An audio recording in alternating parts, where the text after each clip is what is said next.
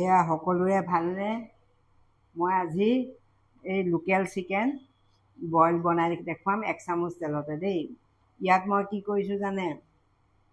নিমখ, হালধি আৰু 1 চামুচ তেল দি মই মাংসখিনি আগতে সানি থৈছোঁ। লগত অকণমান নেমু দিছোঁ। নেমু দিলে মানে মাংসৰ যিটো গোন্ধ থাকে, কেঁচা গোন্ধ সেইটো নাথাকে। সেইকাৰণে নেমুটো দি দিছোঁ। এনেকৈ আপুনি চেপি থৈ দিব। আধা ঘণ্টামানৰ আগতে আপুনি সানি থৈ দিব। মই সানি থোৱা আছে। লগত এটা আলু দি দিছোঁ। ইয়াত মই কি দিম চাওক। এয়া পিঁয়াজ দিছোঁ, এয়া জলকীয়া, আদা, নহৰু, এয়া কচুৰি মেথি, এয়া মগজটো ভিটামিন B12ৰ কাৰণে ভাল মানে খুব, সেইকাৰণে মাজে মাজে খাব লাগে। আৰু এটা পিঁয়াজ আৰু এটা বিলাহী, গোটেইখিনি মই এতিয়া মিক্সিত মাৰি ল'ম। এতিয়া মই এই কুকাৰটো গৰম কৰি থৈছোঁ, খালী কুকাৰ, তেল চেল নাই। ইয়াত মই অৰিগেনো দিম। অৰিগেনো 10 টকীয়া পেকেট গেলামাল দোকানতে আপুনি পাব। এইটো পেকেট চাওক, এইটো মানে আজুৱাইনৰ পাত হয়, খালে হজম হয়। এইটো আপুনি দিব পাৰে। 10 টকীয়া পেকেট, এইটো বেছি দামী নহয় মানে। 10 টকীয়া এই অকণমান দিব এচিকিত। মই ইমানকণ দিছোঁ, আধা চামুচমান। যদি আপুনি গোটা জিৰা থাকে, গোটা জিৰাও দিব পাৰে। শুকান হেৰিয়াতে দি দিব। দি আপুনি এই চিকেনখিনি এই আলুৱে সৈতে দি দিব। ইয়াত দি অকণমান লৰাব। গেছটো কমাই দিব, তেল নাই যে, নহ'লে লাগি ধৰিব। নেমু দিব। আপুনি সানোতে নেমু দিলে মানে চিকেনৰ যিটো কেঁচা গোন্ধ সেইটো নাথাকে। আৰু আজিকালি কম তেলত বনাই খালেই ভাল মানে। বহুত মানুহৰ ফেটি লিভাৰ হয়। আমি মানে বস্তুবোৰ সদায় কম তেল, ল'ৰাই ব্যায়াম কৰে, সেইকাৰণে মানে মাংসটো লাগে, তাক সেইকাৰণে কম তেলতে ভাজি দিওঁ।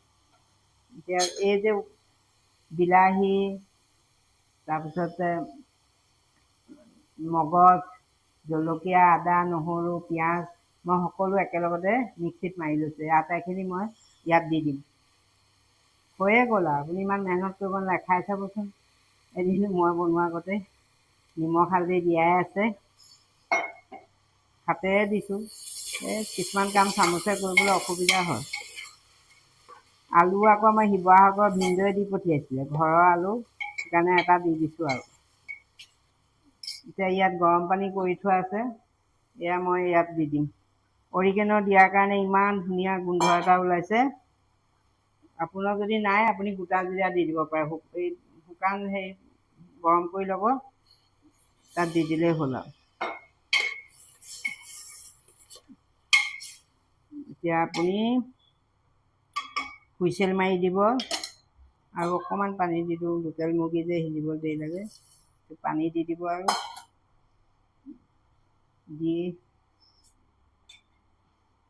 এই ঢাকনখন মাৰি দিব। ঢাকনখন মাৰি 3টামান 4টামান হুইচেল দি দিব। লোকেল মুৰ্গী যে আপুনি ব্ৰইলাৰ বনালেতো 1টা বা 2টাতে হৈ যাব, কাৰণ আগতে সানি থোৱা আছে যে, সেইকাৰণে মানে বস্তু কোমল হৈ যায় আগতে সানি থ'লে। কম তেলত বনালে সদায় আগতে সানি থ'ব, মেৰিনেট কৰি থ'ব। এতিয়া হুইচেল মাৰি দিলে, মই 3টামান 4টা হুইচেল দিলে মাংস হ'লেই। এয়া চাওক, আপুনি ধনিয়া পাত দি দিব নমোৱাৰ আগে আগে। আৰু এয়া গৰম মছলা অকণমান আছে, বনাব লাগিব। মই ঘৰতে বনাই থওঁ যে, বনাব লাগিব।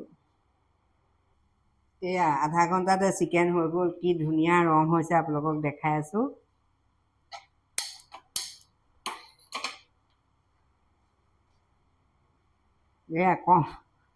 আপুনি একো কষ্ট নকৰাকৈ আপোনাৰ চিকেন হৈ গ'ল। ইমান ধুনীয়া ৰং হৈছে। এয়া চাওক, অকণমান গেছত উঠাই দিব লাগে মানে, তেতিয়া মানে বস্তুটো মিক্স হয় আৰু ভালকৈ। মই গেছটো জ্বলাই দিছোঁ। অকণমান উতলক, উতলিলে মাংস আপোনাৰ হৈ গ'ল। ধুনীয়া গ্ৰেভি হৈছে। আৰু ইয়াত ধনিয়া পাত দি দিম। আপুনি জলকীয়া যদি জ্বলা সৰহকৈ খায়, জ্বলাটো সৰহকৈ দি দিব। ধনিয়া পাত দি দিছোঁ। আৰু এয়া অকণ গৰম মছলা আছে, বনাব লাগিব। গৰম মছলা শেষ হ'ল, মই ঘৰতে বনাওঁ যে। এই গৰম মছলা যিকণ আছিলে গোটেইকণ দি দিলোঁ আৰু। দি আৰু মাংস হৈ গ'ল। লোকেল চিকেন কাৰণে মই 4টা হুইচেল মাৰিছোঁ আৰু খোলালৈকে ৰখি আছোঁ। আপুনি ব্ৰইলাৰ হ'লে এটা বা দুটা দিলে হ'ল, মানে বস্তুটো সানি থ'লে সোনকালে সিজি যায়, আপুনি ইমান সময় দিব নালাগে আৰু। এতিয়া ধুনীয়া ৰং এটা হৈছে মাংসখিনি। এতিয়া মই গেছটো অফ কৰি দিম।